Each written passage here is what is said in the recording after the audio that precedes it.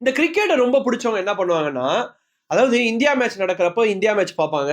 அப்படி இல்லைன்னா ஐபிஎல் அப்படி இல்லையா வேற ஏதாவது ஒரு மேட்சை பார்த்துட்டு அந்த கிரிக்கெட்டை பார்த்தா அந்த ஒரு ஃபீல் இருக்கும்ல, அந்த ஃபீல் வந்து நிறைய பேருக்கு பிடிக்கும்.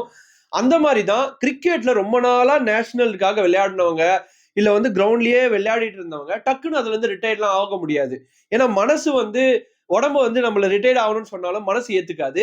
அந்த மாதிரி ஒரு நபர் தான் ரவி சாஸ்திரி.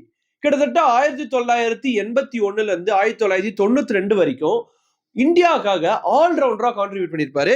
கிட்டத்தட்ட 80 டெஸ்ட் மேட்ச் விளையாடி 3800 ரன் அடிச்சிருப்பாரு, 151 விக்கெட் எடுத்திருப்பாரு. ஒடிஐலயும் கிட்டத்தட்ட 180 ஒடிஐ ஆடி கிட்டத்தட்ட 3500 ரன் அடிச்சிருப்பாரு, 180 விக்கெட் எடுத்திருப்பாரு. 11 வருஷம் தான் இந்தியா டீமுக்காக கான்ட்ரிபியூட் பண்ண முடிஞ்சதுன்னா தன்னுடைய 30 வயசுலயே ரிட்டையர்ட் ஆயிடுவாரு. அதுக்கான முக்கியமான ரீசன் என்ன அப்படின்னு பாத்தீங்கன்னா நீ இன்ஜுரி. ஹீஸ் ஆல்ரவுண்டர் அப்படின்றதுனால பேட்டிங்கும் ஆடுவாரு பவுலிங்கும் போடுவாரு அப்படின்றதுனால அவருக்கு வந்து அந்த 30 வயசுலயே ஏற்பட்ட நீ இன்ஜுரியால வாலண்டியரா கிரிக்கெட்ல இருந்து ரிட்டையர் ஆகி போயிடுவார் 1992ல. So he is also in 1983 winning world cup டீம்லயும் இருப்பாரு. அது மட்டும் இல்லாம நிறைய ரெக்கார்ட்ஸுக்கு சொந்தக்காரரு. ரஞ்சி ட்ரோஃபில 6 சிக்ஸஸ் அடிச்சிருப்பாரு.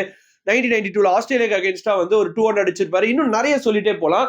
அது மட்டும் இல்லாம பிசிசிஐயோட லைஃப் டைம் அச்சீவ்மெண்ட் அவார்டு இதெல்லாம் வின் பண்ணிருப்பாரு.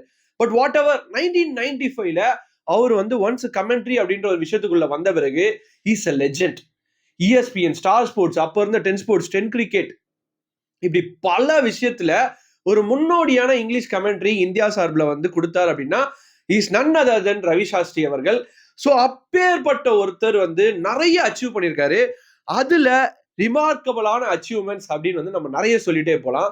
பட் எனக்கு, உங்களுக்கு, எல்லாருக்கும் இந்தியன் ஃபேன்ஸுக்கு பிடிச்ச ஒரு ஃபேவரட்டான கமெண்ட்ரி அப்படின்னு பாத்தீங்கன்னா 2011ல ஒரு பயங்கரமான Dhoni finishes off in style, a magnificent strike into the crowd, India live the World Cup after 28 years அப்படின்னு ஒரு கமெண்ட்ரி கொடுத்திருப்பாரு. ஸோ இந்த மாதிரி நிறைய இருக்கு. ஆக்சுவலா நான் ஒரே ஒரு கமெண்ட்ரி தான் சொன்னேன். அதை தவிர்த்து வந்து யுவராஜ் சிங் வந்து 6 சிக்ஸஸ் வேர்ல்டு கப்ல T20 வேர்ல்டு கப்ல அடிச்சிருப்பாரு. அதுக்கும் ஒரு கமெண்ட்ரி கொடுத்திருப்பாரு.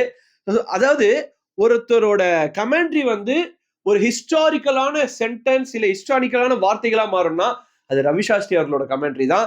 ஸோ அந்த ஒரு பர்டிகுலர் கமெண்ட்ரி 2007ல 6 சிக்ஸஸ் இன் அ ரோ அப்படின்னு சொல்லியிருப்பாரு. ஸோ ஸ்டில் நிறைய பேர் அதை ரிமெம்பர் பண்ணுவீங்கன்னு நினைக்கிறேன். அது மட்டும் இல்லாம சச்சின் டெண்டுல்கர் வந்து 200 அடிச்சிருந்திருப்பாரு. அப்போ the first ever man in the planet to reach the 200 is a superman from India அப்படின்னு சொல்லியிருப்பாரு. டாஸ் போடுற இடத்துல அவரை உள்ள விட்டோம் அப்படின்னு பாத்தீங்கன்னா நார்மல் மேட்சை ஒரு பயங்கரமான வார் மாதிரி காட்டுவாரு. அவருக்கு கிட்ட பிடிச்ச லெஜெண்டரியான கமெண்டேட்டிங் சென்டென்ஸ் என்னன்றதை மறக்காம கமெண்ட் செக்ஷன்ல மென்ஷன் பண்ணுங்க.